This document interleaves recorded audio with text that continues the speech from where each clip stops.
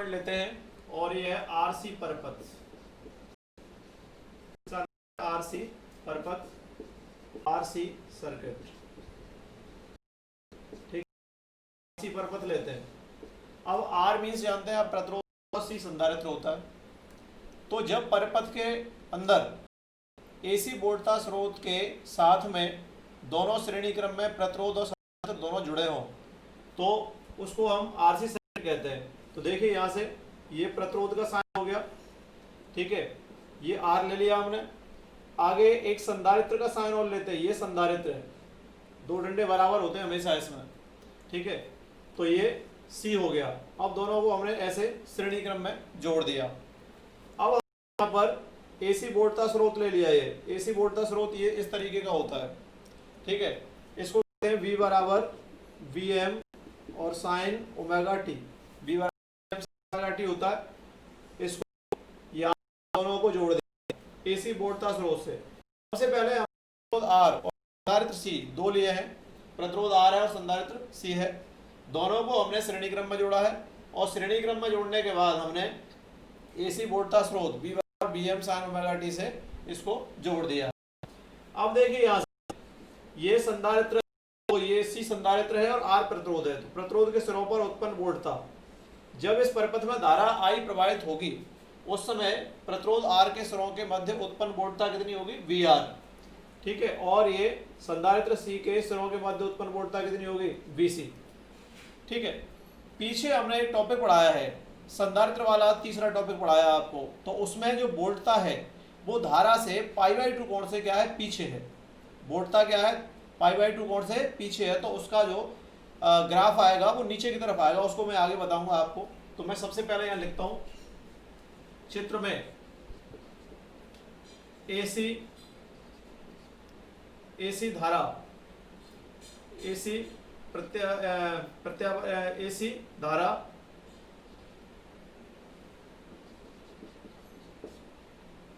के वोल्टता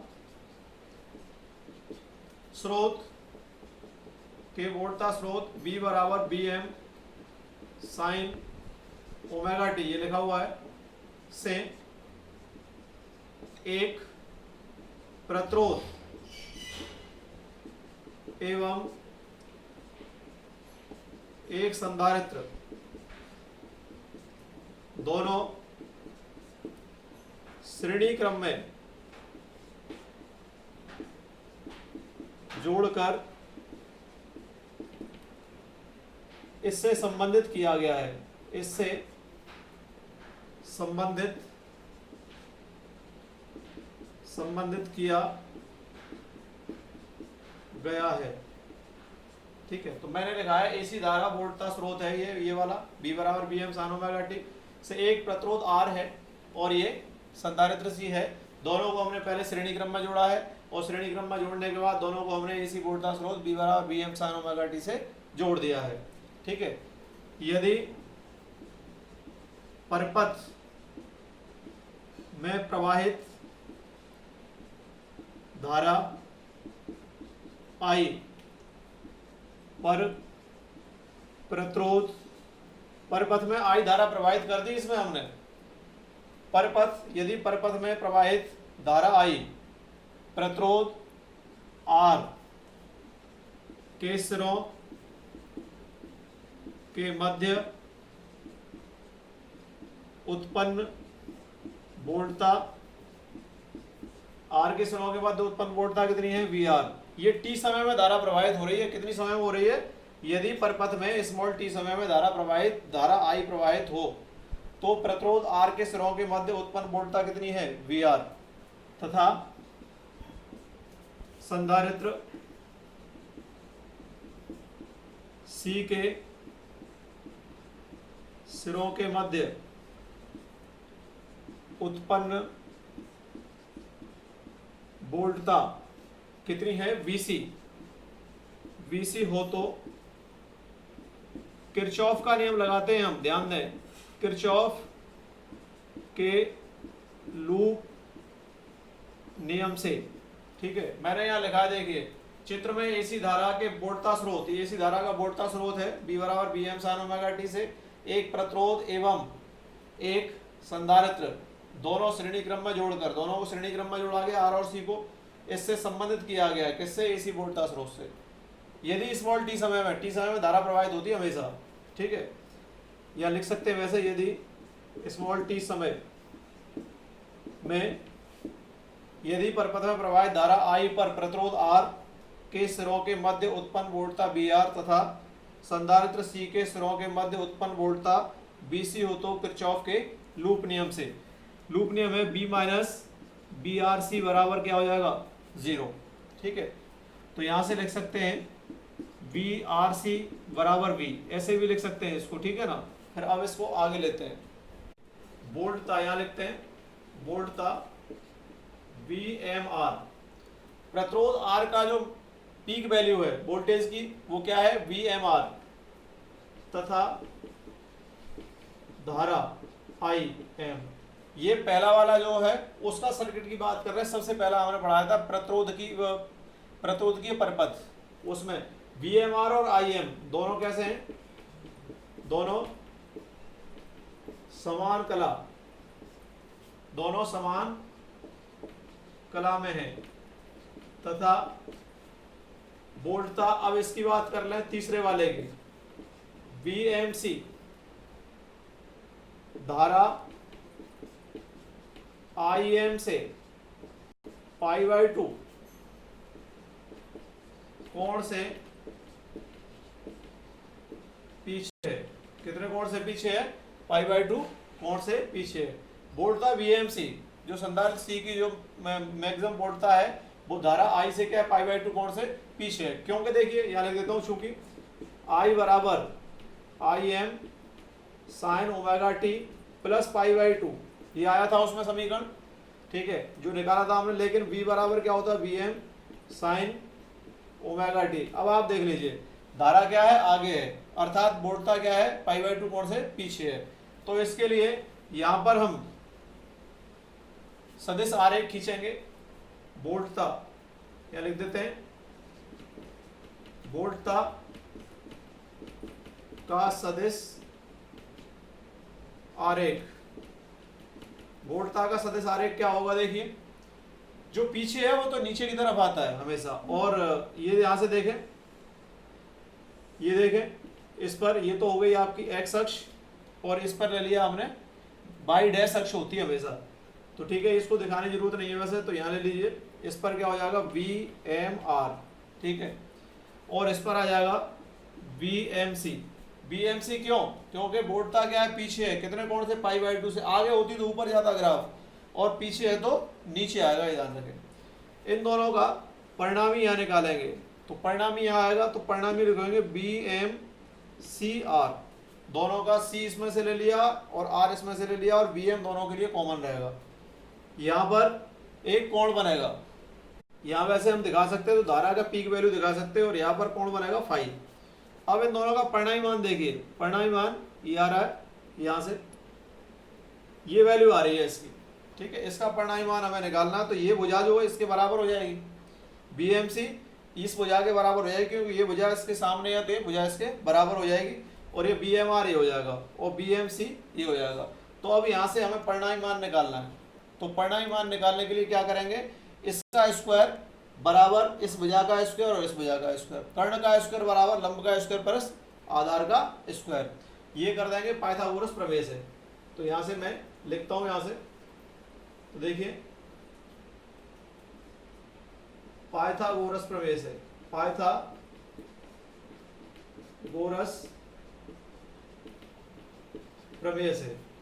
प्रमेय से वी एम सी आर का स्क्वायर बराबर इस भुजा का स्क्वायर बी एम आर का square plus B M C का स्क्वायर, ये बन गया, ठीक है ना। अब इसको आगे आप ले लीजिए, तो इसको देखिए मैंने क्या लिया, एक बार इसको रिपीट कर देता हूँ, वोल्टता का सदिश आरेख। इस पर मैंने पीक वैल्यू ले ली धारा की, धारा और वोल्टता दोनों क्या है, समान कला में है, तो एक ही लाइन पर आएंगे ये। अब क्या है, वोल्टता बी एम सी धारा आई एम से क्या है, π/2 कोण से पीछे है, वो मैंने ऊपर समीकरण लिखा भी था, पीछे है तो नीचे की तरफ ग्राफ आएगा, और आगे है तो ऊपर की तरफ ग्राफ आएगा, ये ध्यान रखें आप, ठीक है। और परिणामी मान हमेशा यहाँ आता है, इस तरीके से परिणामी मान आता है, इस पर ऐसे, ये इस तरीके से। तो परिणामी मान को हम जो बोर्ड पर दिखाएंगे या कॉपी पर दिखाएंगे तो इस तरीके से दिखाएंगे, और एंगल कितना होगा यहाँ पर 5, ठीक है।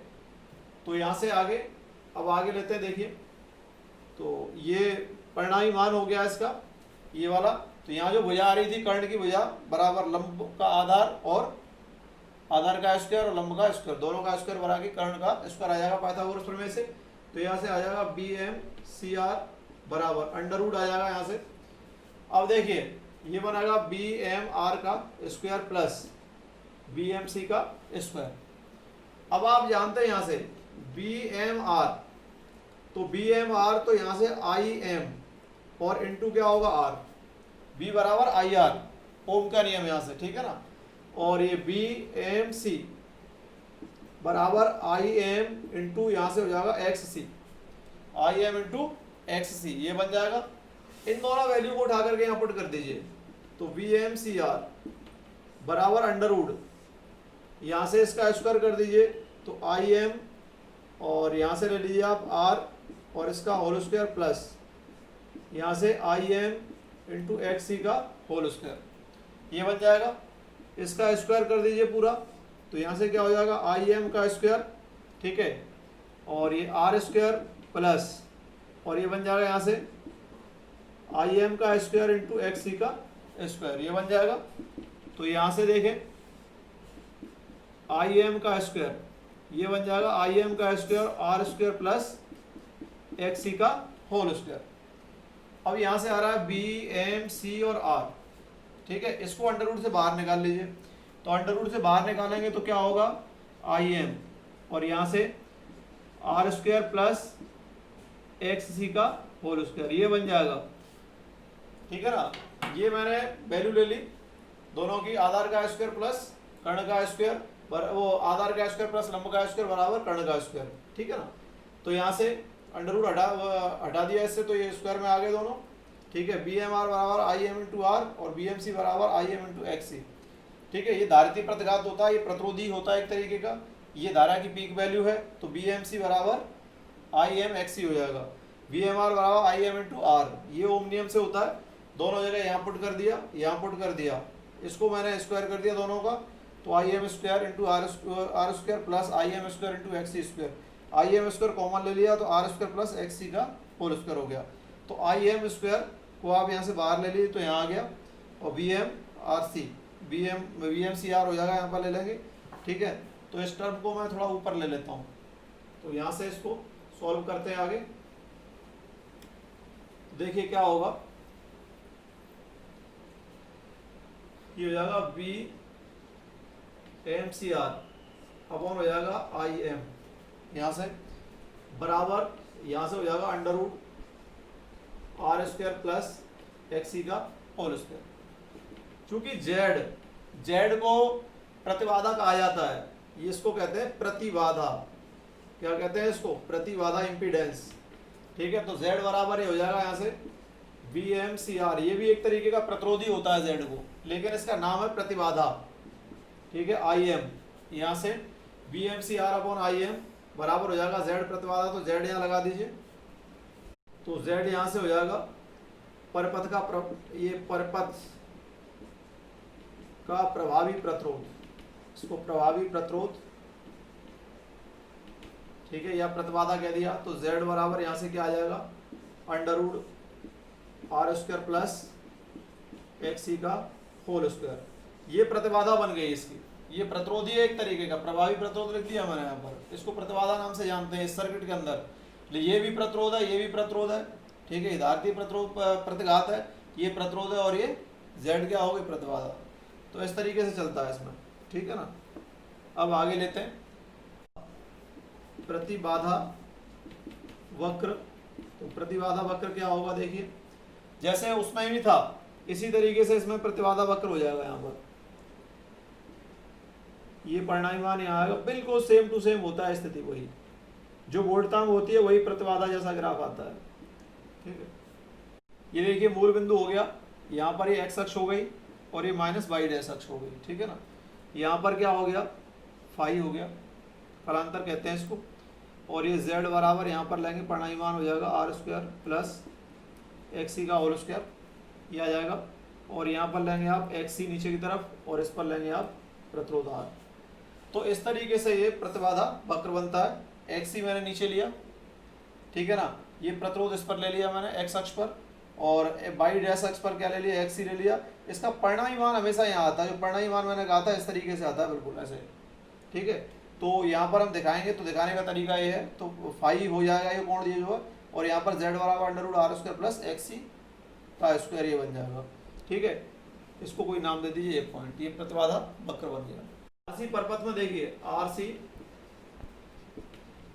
परपथ में वोल्टता का जो समीकरण है वही तो वही रहता है हमेशा, V बराबर Vm और साइन ओमेगा टी, तथा धारा का समीकरण है फाई कलांतर लग जाएगा इसमें, तो I बराबर हो जाएगा Im sine omega T plus phi. तो ये धारा कितने कोण से आगे है, फाई कोण से। अतः RC परपथ में AC धारा वोल्टता से फाई कोण से आगे या अग्रगामी, एक ही शब्द में इसको लिख देते हैं, अग्रगामी होती है, ठीक है। धारा कितने कोण से आगे है, अग्रगामी हो गया। अब देखिए हम यहां से कलांतर निकालना चाहते हैं फाई का मान, तो कलांतर कैसे होगा, देखिए कलांतर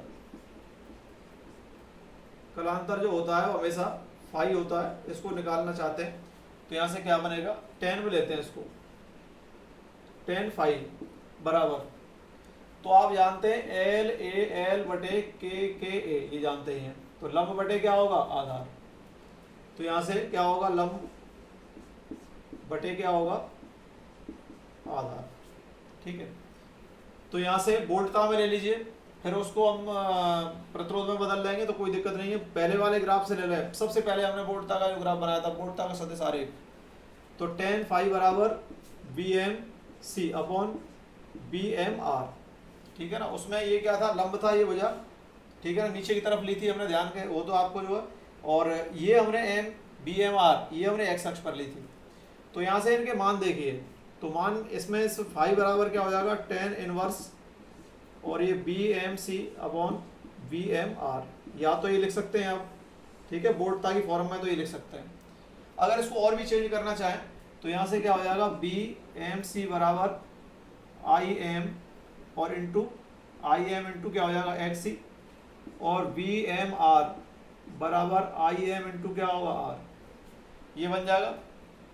तो यहाँ से देखें फाई बराबर क्या होगा, tan इनवर्स,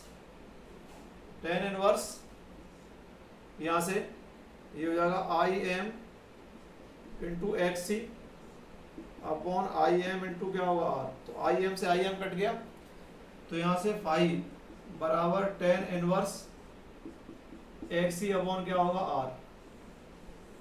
ये धारतीय प्रतिघात और प्रतिरोध के पदों में आ गया ये कलांतर, तो फाई बराबर tan inverse XC upon capital R। देखिए हम ये तो हमने कलांतर निकाल लिया। अब हम RC परपथ में धारा और वोल्टता के मध्य ग्राफ खींचते हैं, तो देखिए क्या होगा, यहां से मैं लिखता हूं,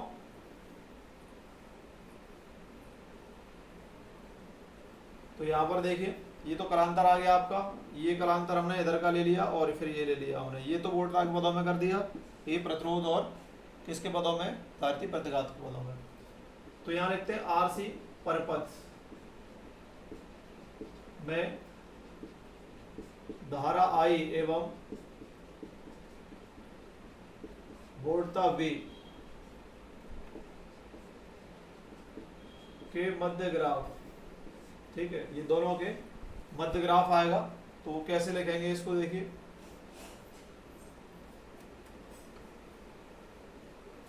दोनों के मध्य ग्राफ कैसे आएगा, यहां से ये ग्राफ ले लीजिए, ये समय t क्या हो गया, समय t हो गया, ये इसका मूल बिंदु हो गया।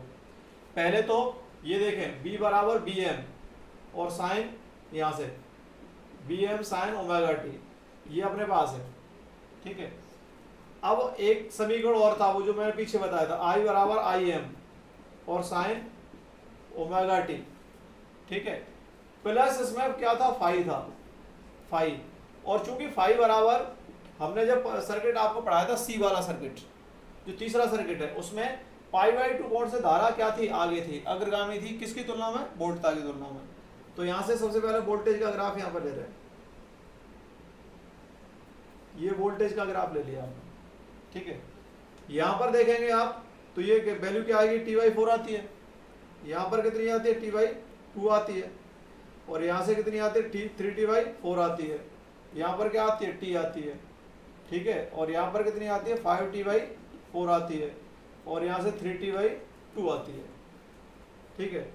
यहां से मैंने इसको इस तरीके से कर दिया है, तो ये पीक वैल्यू हो गई इसकी, वोल्टता की पीक वैल्यू यहां पर होगी, तो ये वाई अक्ष हो गया और ये वाई डैश अक्ष कह सकते हैं आप, ठीक है। तो नीचे की तरफ नेगेटिव है, तो नीचे की तरफ वोल्टता क्या हो जाएगी, नेगेटिव हो जाएगी, तो यहां से क्या लिखेंगे, B M, minus B M हो जाएगा, और ऊपर क्या होगा, प्लस बी एम हो जाएगा। अब हम धारा के लिए और ले रहे हैं, धारा के लिए, तो धारा के लिए धारा क्या है, फाई कोण से आगे है, फाई की वैल्यू क्या थी, सी वाले में पाई बाई 2, तो ग्राफ हमने बताया था उसमें और इसमें ग्राफ लगभग एक से ऐसा ही होगा ये, तो यहाँ से पाई बाई 2 कोण से क्या है, धारा आगे है, तो यूं आ जाएगा इसमें,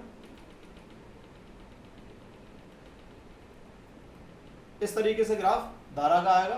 तो यहां पर लेंगे हम आई एम प्लस का, और यहां पर क्या लेंगे हम आगे, यहां पर माइनस आई एम, ठीक है। तो धारा प्लस आई एम और माइनस आई एम, इस तरीके से ये ग्राफ यूं चलेगा, धारा के लिए होगा, और ये वोल्टता के लिए ये वाला ग्राफ है, और धारा के लिए ये वाला ग्राफ आ गया, ठीक है ना। अब ये दोनों के लिए ग्राफ बन गया। अब हम दोनों के लिए फेजर आरेख बनाना चाहते हैं, तो फेजर आरेख बनाते हैं। ये देखिए फेजर आरेख लेते हैं, तो इस पर सबसे पहले हम लेते हैं प्रतिरोध R, ठीक है, और इस पर लेते हैं X। अब X का मतलब है प्रतिघात होता है, क्या होता है, प्रतिघात। अब यहां से जो वोल्टता है वो कितने कोण से पीछे है, कितने कोण से पीछे है, पाई बाई 2 कोण से, तो जो पीछे होती है वो यहाँ आती है, तो हम वोल्टता के लिए ले रहे हैं, धारा के लिए नहीं ले रहे हैं, यहाँ पर वोल्टता के आधार पर हम ग्राफ खींच रहे हैं, तो VMC, ठीक है। इसका परिणामी मान कहाँ आएगा, यहाँ आएगा परिणामी मान, तो इसको हम लिख सकते हैं यहाँ से VM, यहाँ क्या लिखेंगे, VMCR, यहाँ लिख दिया हमने VM, दोबारा से लिख देते चलिए साफ साफ, तो यहाँ से हो जाएगा VMC और R, ये परिणामी मान हो गया। यहां से देख रहे हैं आप कितने कोण से, पाई बाई 2 कोण से, तो पाई बाई 2 कोण से क्या है, वोल्टता पीछे है, ठीक है। अब एक प्रतिरोध के लिए और ले रहे हैं, प्रतिरोध वाले के लिए, तो VM और R, ठीक है, ये ले रहे हैं। यहाँ पर कोण कितना है, इसके अक्ष के साथ कितना कोण बन रहा है, फाई, ठीक है। तो ये स्थिति ये रहेगी यहाँ से, तो परिणामी मान आपका ये आएगा, पर सॉरी ओमेगा टी है और यहाँ पर फाई आएगा। अब ये यहाँ से देखिए, इन दोनों के लिए ऐसे परिणामी मान लेते हैं, ठीक है ना, ये ऐसे करते हैं प्रतिरोध को मिलाते हुए, तो ये आपका क्या बन गया, फेजर आरेख। दोबारा से रिपीट कर देते हैं, इस एक्स अक्ष पर क्या लिया हमने, प्रतिरोध लिया, वाई अक्ष पर क्या लिया, प्रतिघात लिया। अब प्रतिघात कौन सा है, ठीक है ना, तो ये एक कॉमन वर्ड है एक्स, तो इसको प्रतिघात बोलते हैं। एक्सएल होता है तो ऋण प्रतिघात और एक्स ही होता है धारतीय प्रतिघात, ठीक है। अब ये वोल्टता जो वोल्टता है, धारतीय वोल्टता जो है, धारा की वो संधारित्र की वोल्टता जो है वो क्या है, पाई बाई 2 कोण से पीछे है, किसकी तुलना में, धारा की तुलना में। तो यहाँ से पीछे की तरफ का मतलब है वो नीचे की तरफ ग्राफ आता है हमेशा, और ये इस एक्स अक्ष से नीचे जाएगा तो पाई बाई 2 कोण से, परिणामी से लेते हैं, तो परिणामी यहाँ पर है VMCR से, परिणामी कोण कितना हो गया, पाई बाई 2 कोण से नीचे है ये, ठीक है ना। अब इस पर R आ गया, यहाँ पर कोण कितना, ओमेगा टी, ये कोण कितना बन गया, पाई बाई 2, ये कोण कितना, ओमेगा टी। अब उसके लिए प्रतिरोध के लिए वोल्टता ले रहे हैं, तो प्रतिरोध की वोल्टता ये आएगी पूरी, ठीक है ना, क्योंकि ये जो वोल्टता है, जो वोल्टता ये तो कम है ना, तो इसका परिणामी मान हमेशा कम आएगा इस तरीके से। और BMR तो वो इसी जगह रहेगा, जो BMR है वो तो यहाँ रहेगा, ठीक है। R के लिए BMR यहाँ पर होगा, और जब ये वैल्यू कम है तो इसकी BMCR की वैल्यू क्या आएगी, कम आएगी, तो ये इससे नीचे आएगा ये, ठीक है ना। और ये फाई होगा, यहाँ पर कोण कितना होगा, फाई, ये कितना कोण होगा, ओमेगा टी, ये कोण कितना होगा, पाई बाई 2, ठीक है। इस पर प्रतिरोध ले लिया और इस पर हमने क्या ले लिया, प्रतिघात ले लिया वाई अक्ष पर, ठीक है ना। तो ये इसका क्या बन गया, इसको फेजर आरेख कहते हैं। यहां तक आपको RC परपथ सॉल्व करना है, ठीक है ना। अब नेक्स्ट हम एक एग्जांपल सॉल्व करेंगे, वो नेक्स्ट वीडियो में करेंगे। थैंक्स।